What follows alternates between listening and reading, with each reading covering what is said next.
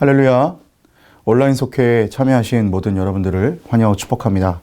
오늘 온라인 속회는 25가 그날 모세의 책을 낭독하여 백성에게 들렸는데입니다. 함께 기도하시겠습니다. 사랑의 하나님, 오늘 이 한날도 주님께서 허락하여 주시고 한 주간을 지켜주시니 감사합니다. 오늘 사랑하는 모든 광림의 권속들 주님께서 은혜 허락하여 주시고 온라인 속회로 함께 속회드리며 예배할 때에 주의 성령께서 함께하여 주시고 강력한 은혜와 성령의 기름 부음을 더하여 주시옵소서. 주님께서 보호하시고 역사하실 것을 믿고 감사드리며 예수님의 이름으로 기도합니다. 아멘. 찬송가 545장 함께 찬양하시겠습니다.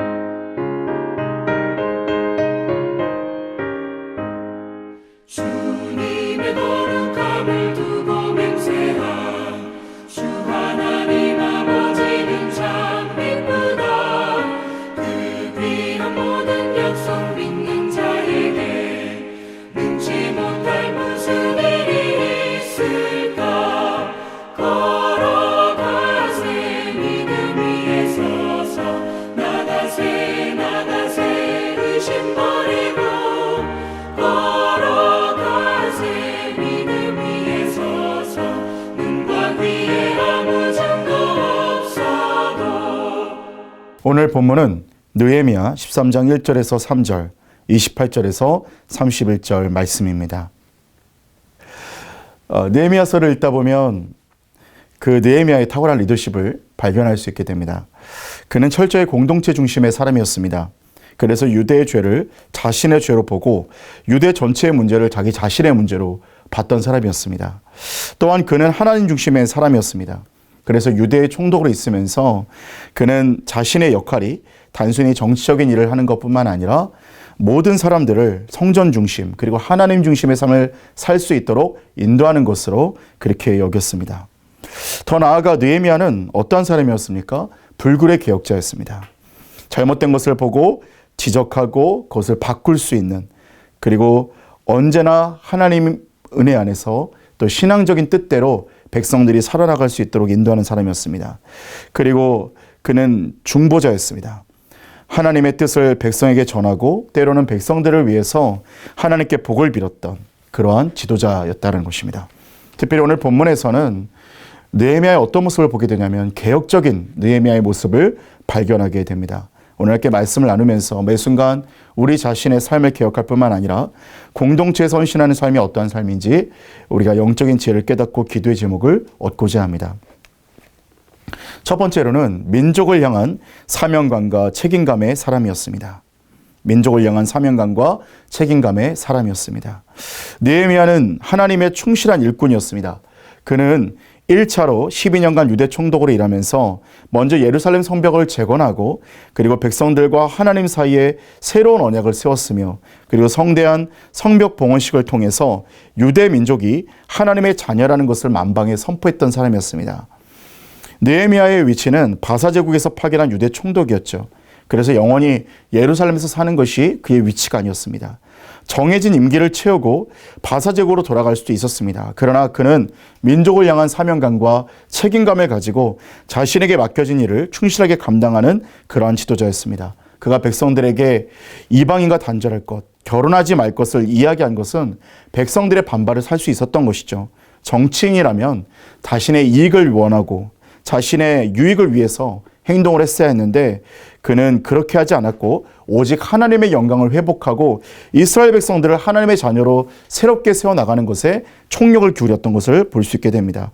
본문 1절과 3절까지 보면 느헤미야는 백성들에게 하나님의 책을 언제나 들려주었는데 그 하나님의 책을 통해서 이스라엘 백성들이 하나님의 선민으로서 그리고 민족이 가야 할 길을 알려주는 그러한 책임감 있는 지도자였다는 것입니다. 그러기에 백성들은 그를 믿고 따를 수 있었고요. 그리고 위대한 지도자로서 또 위대한 또 백성들로서 그렇게 새로운 역사를 써나가는 그런 은혜가 있었다는 것입니다. 오늘날 이 시대에도 이러한 지도자가 필요합니다. 우리가 맡은 자리에서 내가 속한 공동체에서 사명감과 책임감을 다해 나갈 때 그때의 거룩한 은혜와 놀라운 역사가 우리 가운데 일어나게 될 줄로 믿습니다. 두 번째로는 개혁을 통해 민족의 미래를 준비하는 사람입니다. 개혁을 통해 민족의 미래를 준비하는 사람입니다. 성경적인 개혁은 그 기준이 하나님께만 있습니다. 인간의 기준은 언제나 바뀔 수 있습니다. 과거에 옳았던 것이 오늘날에는 잘못일 수 있죠. 그러나 세상에 변하지 않는 것은 오직 하나님 한 분뿐이고 그리고 성경밖에는 없다라는 것입니다. 그래서 성경적인 개혁을 한다는 것은 뭔가 새로운 것을 발견하는 것이 아니라 하나님의 뜻이 어디에 있는지를 발견하고 그것에 순종하는 것이 바로 성경적 개혁이라는 것입니다. 느헤미야는 12년의 총독 생활을 마치고 바사로 돌아갔습니다. 그리고 몇 년 후 다시 총독으로 파견되어 돌아왔을 때 많은 것이 잘못되어 있었습니다. 제사장 엘리야십이 도비아와 관계가 있어서 성전 한켠에 큰 방을 만들어주는 특혜를 제공했다는 것이죠. 도비아는 암몬 사람이었고요. 역사적으로는 바사에 속한 암몬의 총독이라는 가능성도 있습니다. 느헤미야를 통해서 유대 백성이 더 강력해지면 어쩌나 하는 그런 마음이 있어서 성벽을 짓는 동안 방해하는 모습을 보기도 했습니다. 그런데 느헤미야가 돌아간 틈을 타서 유다 방백들과 연락하고 유다 사람들을 친초로 만들어서 이익을 얻고자 했습니다. 그는 성전에 자신의 방을 만든 것은 제사를 방해하고 영향력을 행사하기 위함이었다는 것입니다. 느헤미야는 그렇기 때문에 즉시 도비아에 방해했던 그의 물건들을 다 밖으로 내던지고 그리고 다시 그곳이 정결하게 쓰임받을 수 있도록 그렇게 행했습니다. 문제의 근원을 뿌리채 뽑아버린 것입니다. 그리고는 레위인들을 성전으로 복귀시키고 11조를 통해 그들이 살아갈 수 있는 길을 열어주게 되는 것입니다. 더 나아가 안식일 준수와 이방인 축출에 대해서 이야기합니다. 안식일 준수는 그들이 하나님의 백성이라는 것을 선포하는 것이었고요. 이방인 축출은 신앙의 순수성을 지키기 위해서 꼭 필요한 것이었습니다. 이방인 축출을 통해서 신앙의 정통을 자녀들에게 순수하게 물려주기 위해서 이방인과의 결혼을 막는 것은 너무나 결정적이고 중요한 요인이었다는 것입니다. 느헤미야의 개혁은 민족의 미래까지 생각하는 개혁이었습니다. 이스라엘 민족이 영원한 하나님의 자녀로 살아가기 위해서는 물질이나 또 군사적으로 또 외교적 방법들이 필요한 것이 아니라 오직 하나님과 깊은 관계 가운데서 날마다 새롭게 되는 것이었다는 것을 알고 있었다는 것입니다. 느헤미야가 민족의 미래를 바라보고 걱정하고 잘못된 것들을 새로운 하나님의 기준으로 새롭게 계속적으로 갱신하고 개혁했던 것처럼 우리도 매일 성화의 삶을 통해서 우리의 삶을 새롭게 개혁해야 될 줄로 믿습니다. 세 번째로는 하나님의 뜻을 구하는 기도의 사람이었다는 것입니다. 하나님의 뜻을 구하는 기도의 사람이었다는 것입니다. 느헤미야의 가장 탁월한 점은 다른 것이 아니라 그가 기도하는 기도자였다는 거예요. 느헤미야서는 기도로 시작해서 기도로 마무리했습니다. 그의 가장 큰 무게는 다른 것이 아니었습니다. 오직 기도뿐이었다는 것이죠.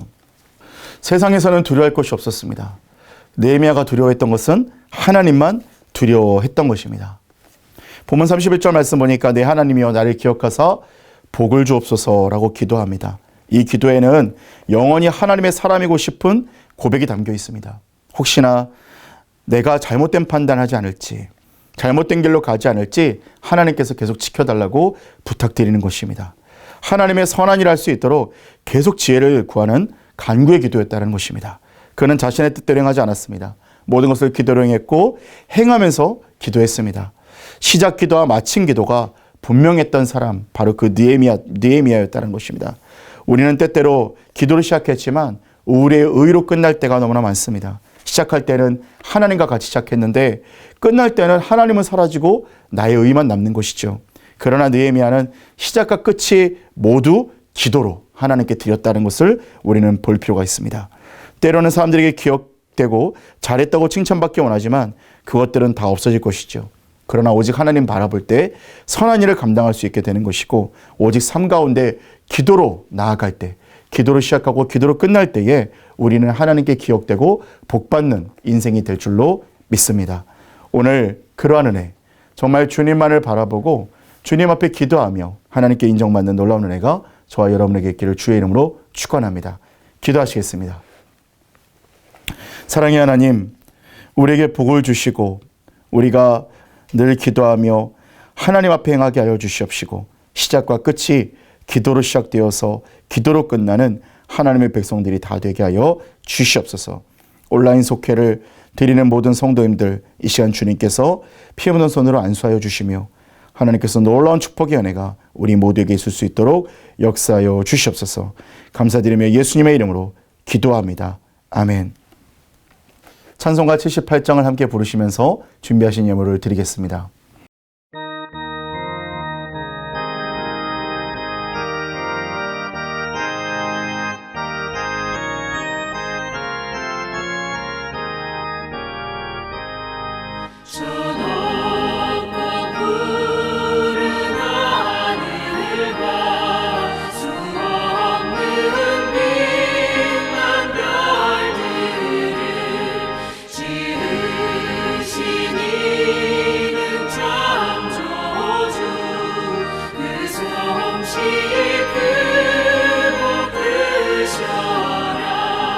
날마다 뜨는 저